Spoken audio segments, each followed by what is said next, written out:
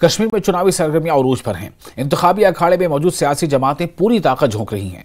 आज भी सरकर्दा लीडरान एक्शन में नजर आएंगे। गुलमर्ग में उमर अब्दुल्ला का रोड शो है, जिसमें बड़ी तादाद में आवाम की शिरकत मुतवक्के है। जबकि श्रीनगर के फतेहगदल में अपनी पार्टी सदर अल्ताफ बुखारी अवामी इजलास से खिताब करेंगे। वहीं श्रीनगर के सफापुरा में नेशनल कॉन्फ्रेंस का आज कन्वेंशन है, जिसमें पार्टी उम्मीदवार आगा सैयद रूहुल्लाह शिरकत करेंगे।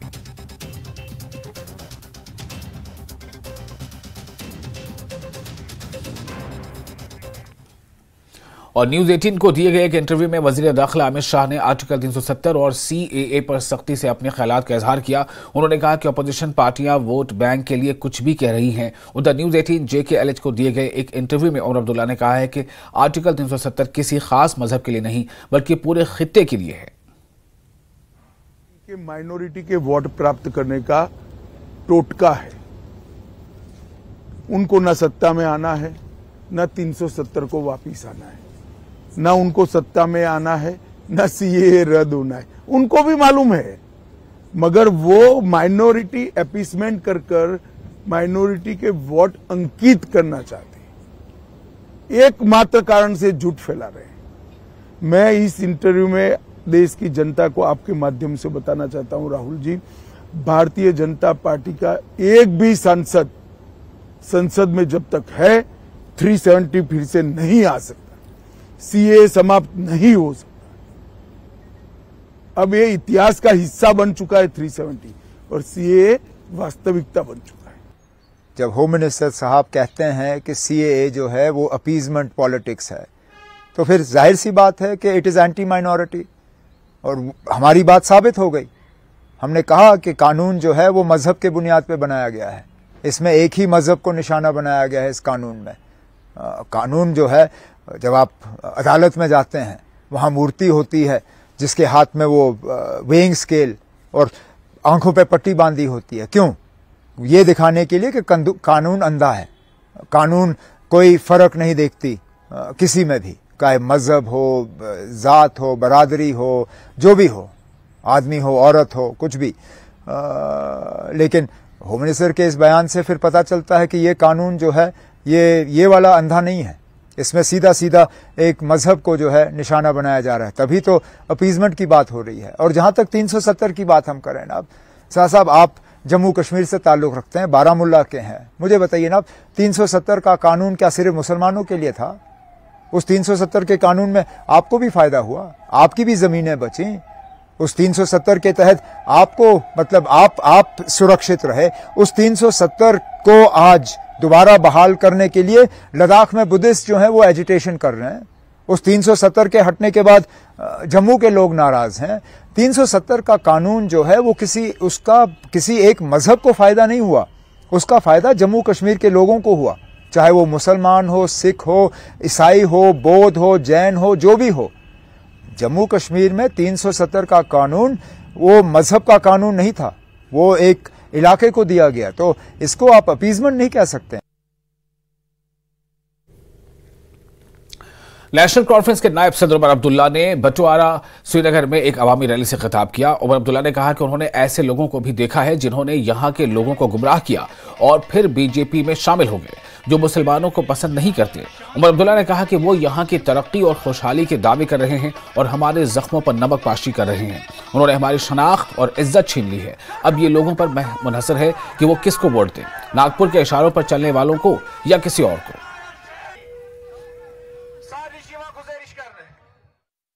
करेंगे ये आपके लिए, जिन्होंने अभी तक कुछ नहीं किया इस इलाके के लिए, जिन्होंने सिर्फ और सिर्फ आपके साथ साजिशें रचाई, आपको धोखा दिया। हमारी इज्जत, हमारी वकार, पहचान, हमारी शनाख्त सब मिटाया इन्होंने, और उसके बरक्स मिला कुछ नहीं, कुछ नहीं। आज भी नौजवान नौकरियों के लिए दर-बदर की ठोकरें खा रहे हैं। हमारे बच्चों को इन पिछले 8-10 सालों में मां सिवाय शराब की दुकानें और नशीली दवाइयां, ड्रग्स, इसके अलावा इन लोगों ने और कुछ नहीं दिया। बेइज्जत करके रखा हमें। 13 तारीख को आपने तय करना है कि आपको कौन सा नुमाइंदा दिल्ली भेजना है। क्या आपको वो नुमाइंदा चाहिए जो दिल्ली जाके नागपुर की गोद में बैठे। आपको वो नुमाइंदा चाहिए जो कल को बीजेपी के साथ हाथ मिलाए। आपको वो नुमाइंदा चाहिए जो 370 और 35A पे खामोश रहे। आपको वो नुमाइंदा चाहिए जो यहाँ के पुल बनने ना दें, जो आपका प्रॉपर्टी टैक्स लगने दें, जो आपके साथ नाइंसाफी होने दें।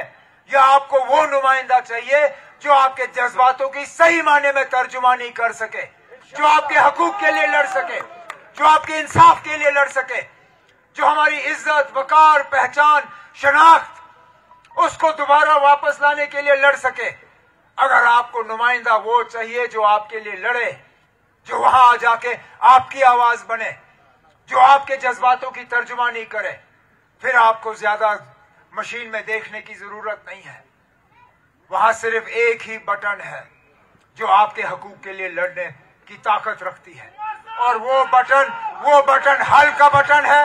वो बटन जनाब आगा सैयद रूहुल्लाह साहब का बटन है, वो मेरा है, वो फारूक साहब का है, वो आप सबका है। और इसी में हमारे तमाम मसलों का इलाज लिखा हुआ है। और फिलहाल एक छोटा सा ब्रेक लेंगे। ब्रेक के बाद खबरों का सिलसिला जारी रहेगा।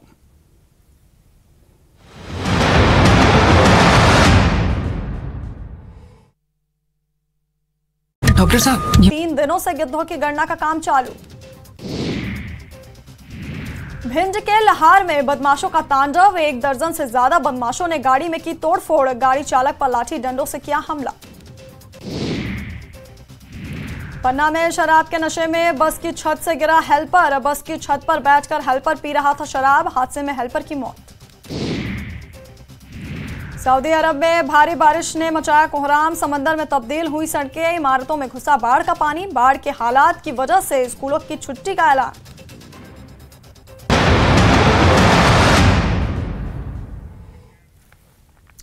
ब्रेक के बाद एक बार फिर आपका स्वागत है न्यूज 18 JKLH पर। आप देख रहे हैं पहली खबर।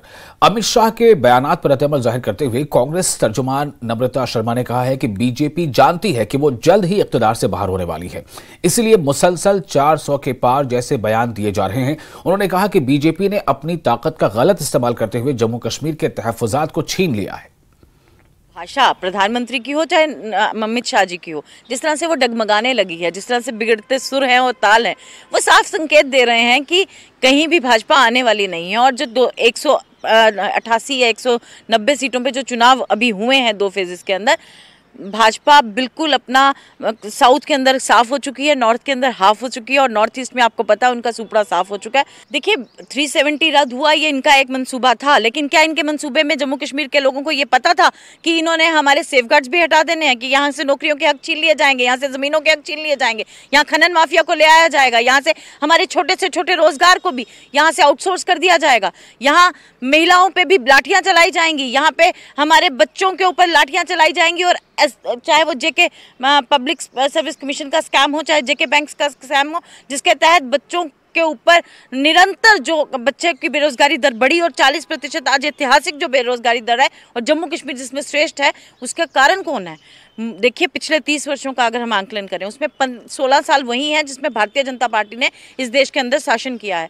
इनको अपने 30 वर्षों के अंदर 16 साल का जब जवाब मांगने का समय आया, तो आज ये लगातार जो इनकी भाषा है वो पूछ रहे हैं कि राहुल गांधी ये कह रहे हैं, कांग्रेस पार्टी ये कर देगी। इसका मतलब इनको कहीं ना कहीं जो खटखटाहट है जो सुनाई देने लगी है कि कांग्रेस आ रही है, कांग्रेस पार्टी सत्ता में आने वाली है, इसका अंदेशा पहले से ही भाजपा को हो चुका है। उसी के चलते इस तरह के बयान आ रहे हैं।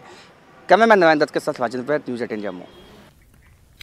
और बीजेपी के तर्जुमान अल्ताफ ठाकुर ने उमर अब्दुल्ला के बयान पर रद्द-ए-अमल जाहिर करते हुए कहा है कि नेशनल कॉन्फ्रेंस एक कश्मीर मरकूज जमात है और मजहबी कार्ड खेलना चाहती है क्योंकि वो मैदान हार चुके हैं। अल्ताफ ठाकुर ने कहा कि लोग जानते हैं कि गुज़िश्ता 1 दहाई से नरेंद्र मोदी की मजबूत क़यादत में मुल्क किस तरह तरक्की और खुशहाली की राह पर गामजन हुआ है। इलेक्शन को देखते हुए आजकल रिलीजियस कार्ड ही ज्यादा खेलते हैं।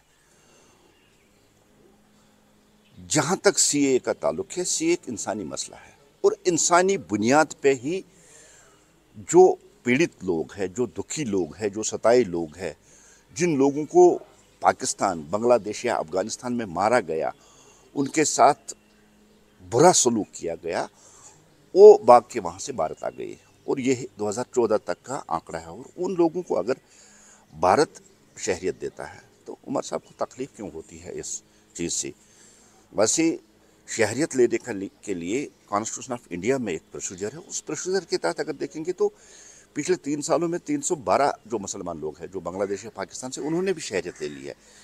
लेकिन एक खास कम्युनिटी को टारगेट करना, इलेक्शन टूल के तौर पर इसको इस्तेमाल करना, ये अब नेशनल कॉन्फ्रेंस की स्ट्रेटजी बन गई है, क्योंकि नेशनल कॉन्फ्रेंस कश्मीर में इलेक्शन लड़ रही है, इसलिए कश्मीर सेंट्रिक पॉलिटिक्स करना, ये एक मखसूस रिलीजन को उसको इम्प्रेस करने की कोशिश उमर साहब कर रहे हैं। इसलिए वो जो रिलीजियस कार्ड खेल रहे हैं, मुझे लगता है कि सीए और रिलीजन का आपस में कोई ताल्लुक नहीं। ये सताए हुए लोगों को शहरियत देने के लिए एक लाल जो था उसमें थोड़ी सी जो नरमी बरती गई है, लेकिन इस नरमी से उमर साहब को शायद लगता है कि तकलीफ हो रही है कि अगर सताए हुए लोगों को कोई सहारा दे, कोई आसरा दे, उसमें मुझे नहीं लगता है कि इंसानियत का तकाजा है, किसी को तकलीफ होनी चाहिए। लेकिन वैसे उमर साहब ने तो कभी इंसानियत की लाइन पे सोचा ही नहीं है। अगर नेशनल कॉन्फ्रेंस ने कभी इंसानियत की लेवल पे सोचा होता तो 65 साल तक जो वाल्मीकि समाज है, वेस्ट पाक रिफ्यूजीज है, उनको तो कम से कम राशन कार्ड या इलेक्शन कार्ड या शहरियत तो यहाँ देते हैं, लेकिन उन्होंने कभी इन लोगों को इंसान नहीं समझा है। वो बादशाहत के निज़ाम में चलने वाले लोग हैं, वो शहनशाहियत आलम पनाही वाले माहौल में चलने वाले लोग हैं, उनको आम इंसान का दुख दर्द कहीं दिखाई नहीं देता। और वज़ीर दाखिला के नेटवर्क 18 के साथ खुसूसी इंटरव्यू पर रद्द-ए-अमल जाहिर करते हुए senior leader BJP Ajay Bharati ने कहा है कि सब जानते हैं कि अमित शाह का तज्जिया कभी गलत नहीं होता, और अगर वो कहते हैं कि बीजेपी 400 सीटें जीतेगी तो यह वाज़ेह है, और उन्होंने कारकुनों को भी बहुत जोश और खरोश से भर दिया है। और बीजेपी के सीनियर नेता अजय भारती हमारे साथ मौजूद हैं। अजय जी, एक्सक्लूसिव इंटरव्यू जो गृह मंत्री अमित शाह ने नेटवर्क 18 को दिया, उसमें उन्होंने कहा कि जो 2 फेसेस हुए हैं अब तक, उसमें 100 से ज्यादा सीटें भाजपा जीत चुकी है, और जो 400 का आंकड़ा है, जो 400 सीटों का, उसको भी पूरा किया जाएगा। देखिए, आदरणीय अमित शाह जी जो गृह मंत्री भी है, उनकी जिस प्रकार से राजनीति पर पकड़ है, जिस प्रकार से वो सारे देश में घूमते हैं, कार्यकर्ताओं के साथ इंटरेक्ट करते हैं, लोगों की नब्ज पर जो उनकी हाथ है, तो इसलिए उनका आकलन गलत होता नहीं है। जब भी वो जो बोलते हैं वो हमेशा सच ही निकला है।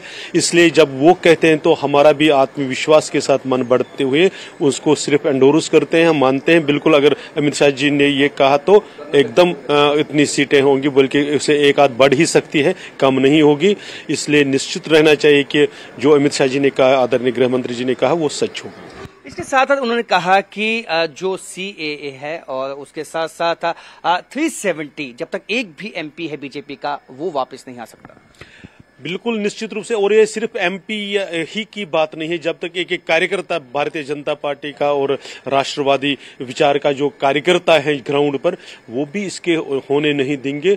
बहुत दिनों के बाद, बहुत दिनों को भारत को नुकसान करने के बाद ये चीजें एक राष्ट्रहित सरकार ने ऐसे पारित किए हैं, तो इसको तो वापसी का तो संभव नहीं है। इतना ही नहीं, इस पर तो सुप्रीम कोर्ट की मोहर तक लगी हुई है। अब जो इसको लाने वाली बात इनडायरेक्टली कहते हैं, डायरेक्टली तो कहते हैं क्योंकि अगर जो कोई लाने वाला था तो वो अपने मैनिफेस्टो में रखते, वैसा तो रखा नहीं है। लेकिन सिर्फ एक स्पेसिफिक अपने वोट बैंक को खुश करने के लिए, उनको उकसाने के लिए वो ऐसी बातें कर रहे हैं। बाकी 370 हो या CA हो, ये परमानेंट है। 370 अब कभी दोबारा आ नहीं सकता। भारत जम्मू कश्मीर से अलग कभी हो नहीं सकता। जम्मू कश्मीर भारत का अभिन्न अंग है, और जो कानूनी अड़चने उसमें 370 के रूप में दीवार थी, वो ढह गई है। दोबारा उसको कोई कंस्ट्रक्ट नहीं कर सकता। तो साफ कहना है कि इससे जो है मनोबल बड़ा है, जो वर्कर है, जब तक तब भी 370 वापस नहीं आ सकता। और जो आंकलन है जो अमित शाह का, वो हमेशा स्टीक बैठा है। तो इस दफा भी इनको उम्मीद है कि जो आंकलन उन्होंने किया है वो बिल्कुल सही है। कैमरामैन नारायण दत्त के साथ राजन वैद, न्यूज़ 18 जम्मू। और फिलहाल एक और छोटा सा ब्रेक लेते हैं। ब्रेक के बाद खबरों का सिलसिला जारी रहेगा।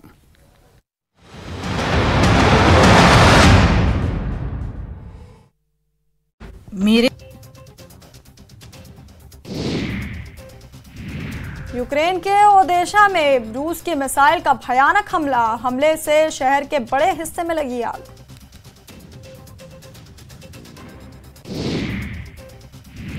अमेरिका के स्टेट डिपार्टमेंट का रूस पर बड़ा आरोप, यूक्रेन की सेना के खिलाफ रासायनिक हथियारों के इस्तेमाल का दावा। लेबनान के चरमपंथी संगठन हिजबुल्लाह ने इजरायल पर दागी मिसाइलें। आईडीएफ ने भी किया पलटवार, लेबनान में मिसाइल लॉन्च लोकेशन पर किया हमला। आईडीएफ ने सेंट्रल गाजा में तेज किए हमले, बड़ी संख्या में हमास के इंस्टॉलेशन और सुरंगों को किया जमींदोज।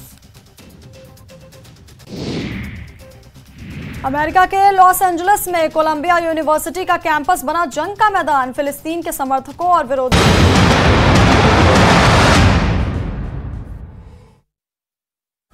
ब्रेक के बाद एक बार फिर आपका स्वागत है। अपनी पार्टी के सदस्य सैयद अल्ताफ बुखारी ने मोहम्मद अशरफ मीर के हमरा बालहामा श्रीनगर में एक रैली से खिताब किया। बुखारी ने कहा कि कुछ कह रहे हैं कि ये इलेक्शन रेफरेंडम है, वो कब तक हमें धोखा देते रहेंगे। बुखारी ने कहा कि वादी को सिर्फ 2 खानदानों ने तबाह किया है। बुखारी ने कहा कि ये महबूबा थी जिन्होंने बीजेपी के साथ हुकूमत बनाई और उन्हें 5 लाख रुपए में नौकरियां बेची। उन्होंने सवाल किया कि फारूक अब्दुल्ला क्रिकेट घोटाला करने के बाद सलाखों के पीछे क्यों नहीं है।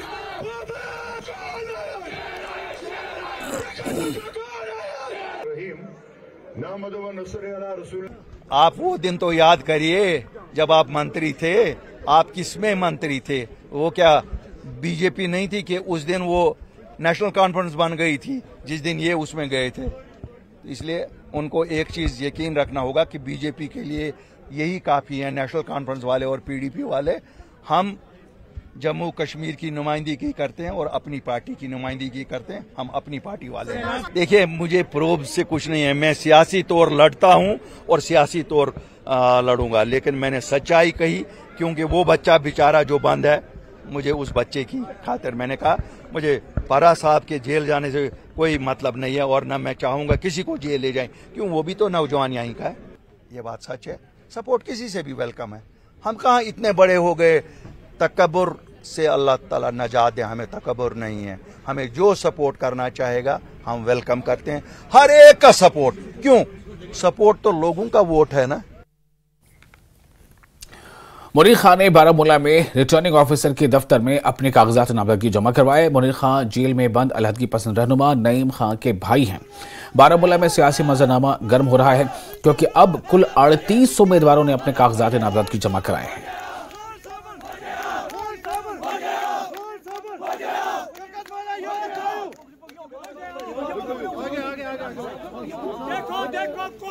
यहाँ पे ऐसा एक दौर चला जिसमें पूरा कौम उस टाइम एक ही सिमत जा रहा था, ठीक है।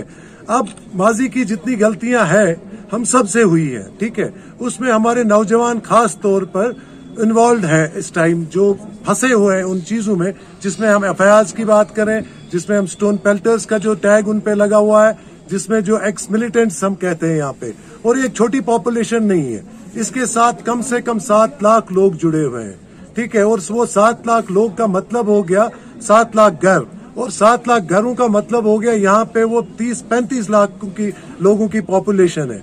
और जब तक हम उस कोर इश्यू को एड्रेस नहीं करेंगे तब तक मुझे आप बताइए, ये डेवलपमेंट की हम बात करते हैं, नए कश्मीर की हम बात करते हैं, तो ये कैसे पॉसिबल होगा एक सोसाइटी में जहाँ छोटी एक पॉपुलेशन है, 1 करोड़ की तो पॉपुलेशन है टोटल, उसमें 30 लाख लोग अगर हम उस सोसाइटी के नहीं जोड़ेंगे डेवलपमेंट में, या उनको मेन स्ट्रीम में आने का मौका नहीं देंगे, जिसको आप मेन स्ट्रीम कहते हैं। मैं बेसिकली हमेशा से कहता हूं, आपको पिछली बार भी कहा मैंने, यहाँ 2 पैरामीटर्स हैं, एक सेपरेटिज्म है और एक मेन स्ट्रीम हमने रखा है, ठीक है। हम इन दोनों पैरामीटर्स से थोड़ा ऊपर उठ के अगर देखेंगे तो इसको पॉलिटिक्स कहते हैं। हमें पहले, मैं वही कह रहा हूं बार बार, हमें पहले मेन स्ट्रीम, सेपरेटिज्म, ए टीम्स, बी टीम्स, सी टीम्स, इससे ऊपर उठना पड़ेगा, थोड़ा एज ए कौम सोचना पड़ेगा।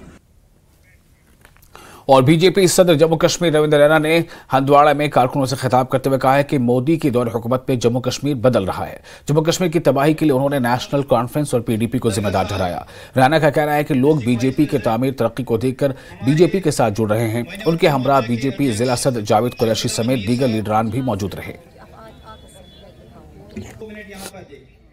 श्रीनगर पार्लियामेंट सीट हो या बारामूला की जो पार्लियामेंट सीट है, भारतीय जनता पार्टी का मजबूत तरीन वजूद आज वादी कश्मीर के अंदर है। और मैं पूरे यकीन के साथ कहता हूं कि भारतीय जनता पार्टी जिस तेजी के साथ वादी कश्मीर के लोगों का दिल जीत रही है, जो गरीबों, मस्कीनों, मजलूमों, यतीमों और बेसहारा लोगों की खिदमत हमारी हुकूमत ने की है। इलेक्शंस हैं, पंचायत के इलेक्शंस, डीडीसी और बीडीसीज में बीजेपी की जबरदस्त जीत होगी। डॉक्टर फारूक अब्दुल्ला साहब इस बात को अच्छे तरीके से जानते हैं कि जिस तरीके से पूरे मुल्क में आज मोदी साहब की और बीजेपी की जबरदस्त लहर है, फिर तीसरी बार मोदी साहब मुल्क के प्राइम मिनिस्टर बनेंगे, वजीर आजम बनेंगे, क्योंकि पूरे मुल्क की आवाम की उनको सपोर्ट है। और मैं यकीन से कहता हूं कि आने वाले सालों में आप वादी कश्मीर में भी असेंबली के इलेक्शंस में कमल के फूल को खिलता हुआ जरूर देखेंगे। जनाब मोहतरम उमर अब्दुल्ला साहब इस बात को समझते हैं कि जबरदस्त जीत के साथ मोदी साहब हैट्रिक लगाने वाले हैं, बीजेपी की जीत होगी। अब चूंकि वो अपोजिशन कांग्रेस के साथ मिलकर इलेक्शन लड़ रहे हैं, इसलिए सच्चाई और हकीकत को बयां करने से उनको थोड़ा जो है वो परहेज हो रहा है। और पुंछ नगर में 2 संदिग्धों को देखे जाने के बाद पुंछ में सुरक्षा व्यवस्था कड़ी कर दी गई है। सुरक्षा बलों द्वारा दिन भर नगर के मोहल्ला जरनैली, खालसा चौक और आसपास के क्षेत्रों में तलाशी अभियान चलाया गया। देर रात तक नगर में आने जाने वाले वाहनों की तलाशी लेने और वाहनों में सवार लोगों के पहचान पत्रों की जांच की जाती रही है। तो पुंछ नगर में 2 संदिग्ध देखे गए हैं। 2 संदिग्ध को देखे जाने के बाद वहां पर काफ़ी अलर्ट जो है वो पर है तमाम एजेंसियां। सुरक्षा व्यवस्था भी कड़ी कर दी गई है। सुरक्षा बलों द्वारा दिन भर नगर के मोहल्ला जरनैली, खालसा चौक और आसपास के क्षेत्रों में तलाशी अभियान चलाया गया। देर रात तक नगर में आने जाने वाले वाहनों की तलाशी लेने और वाहनों में सवार लोगों के पहचान पत्रों की जाँच की जाती रही। आप देख सकते हैं पुंछ शहर के बाहर शेर कश्मीर पुल पर जो है उस नाका लगाया गया है और इस आने वाली हर गाड़ी को तलाशी ली जा रही है। जो गाड़ी शहर से बाहर जा रही है उसकी भी जांच की जा रही है, क्योंकि संदिग्ध देखे जाने के बाद जो है सुरक्षा बल विशेष करके एसओजी जो है पूरी तरह जो है मुस्तैद है और पूरी हरकत में है कि जो संदिग्ध हैं उनका पता लगाया जा सके, क्योंकि आने वाले दिनों में चुनाव होने वाले हैं और वैसे भी नियंत्रण रेखा के पास का इलाका होने के कारण पुंछ में जो है सुरक्षा बल पहले से ही चौकस रहते हैं। लेकिन संदिग्ध देखे जाने के बाद जो है हरकत काफ़ी बढ़ा दी गई है और हर किसी पर नज़र रखी जा रही है ताकि जो संदिग्ध देखे गए उनका पता लगाया जा सके और कोई भी नापाक हरकत जो है पुंछ के अंदर ना हो पाई। Munish Sharma, news network, Poonch. और Jammu Kashmir people's democratic party के जनरल सेक्रेटरी व इंचार्ज खित्ता जनाब इम्तियाज अहमद शान ने जिला रामबन के परनौत इलाके का दौरा किया और इस इलाके में आई आफत जमीन खिसकने के वाक़े में मुतासिरीन से मुलाकात की। इनके हमरा फिरदौस अहमद टाक समेत दीगर कई पार्टी लीडरान ने भी मुतासरा इलाके का दौरा किया और सूरत हाल का जायजा लिया। इस दौरान उन्होंने मुतासरा कुंबों के साथ मुलाकात की और इन्हें यकीन दहानी कराई कि PDP जमात इनके गम तकलीफ में शाना बशाना साथ है। इस मौके पर उन्होंने पार्टी वर्करान की जानिब से फौरी इमदाद के तौर पर 1 लाख रुपए नकद की रकम भी मुतासिरीन में तकसीम की। इम्तियाज शान ने जम्मू कश्मीर इंतजामिया से गुजारिश की है कि वो जल्द अज जल्द इन मुतासिरीन के लिए माकूल ज़मीन फराहम करके इनके नुकसान का मुआवजा देकर दोबारा से बसाने के लिए इक़दाम करें। वहीं उन्होंने जिला इंतजामिया का शुक्रिया भी अदा किया कि मुसीबत की इस घड़ी में उन्होंने लोगों के साथ पेश पेश रहकर ताउन किया है। 8 मिनट हो गया। जमात की तरफ से सभी साथियों ने एक छोटी सी मदद 1 लाख रुपए की मदद इनके लिए दी है, जो मैंने यहाँ जितने भी मोजिज़ अशखास हैं यहाँ पे उनके हवाले करके मैंने कहा जो भी मुतासरा कुंबे हैं उनमें दिया जाए। एक छोटा सा हमारी तरफ से रिलीफ है, लेकिन मेरी डिस्ट्रिक्ट एडमिनिस्ट्रेशन से गुजारिश है कि जो लोग अफेक्टेड हैं, जिन लोगों को नुकसान ज़्यादा हुआ है, उनको पार्टी बेस पे उनको देखा जाए और उनको कंपनसेट किया जाए। जो अभी लोग इससे बाहर हैं उनको तो चलो आदमी 10 दिन बाद भी दे सकता है, या जो मैंने सुना SDRF के तहत कुछ पैसे आए हैं, तो मुझे लगता है मुतासरा लोगों को पहले कंपनसेट किया जाना चाहिए। और उससे भी कुछ मतलब मुझे ज़्यादा नहीं लगता कि उससे कुछ होने वाला है। मेरी कल भी प्रेस कॉन्फ्रेंस थी, मैंने वहाँ भी ये कहा कि इनके लिए कोई ज़मीन आइडेंटिफाई की जाए जहाँ पे इन लोगों का बसेरा हो सके, जहाँ ये अपने माल मवेशी को रख सकें, जहाँ पे ये अपने आयाल को पाल सकें। मुझे उम्मीद है, क्योंकि आज शायद डिविजनल कमिश्नर साहब भी आए थे, काफ़ी ज़्यादा डीसी साहब इंटरेस्टेड हैं यहाँ पे इन लोगों की मदद करने के लिए। मैं उनका दोबारा से शुक्रिया करूँगा, क्योंकि मुझे सब लोगों ने यहाँ कहा कि डीसी साहब यहाँ पे रात दिन खड़े रहे। मुझे उनसे उम्मीद है कि इन लोगों की ज़्यादा से ज़्यादा मदद हो सके, और हमारी तरफ से, हमारी जमात की तरफ से जहाँ भी इन लोगों को हमारी ज़रूरत होगी, हम इनके साथ खड़े हैं और शाना बशाना खड़े हैं।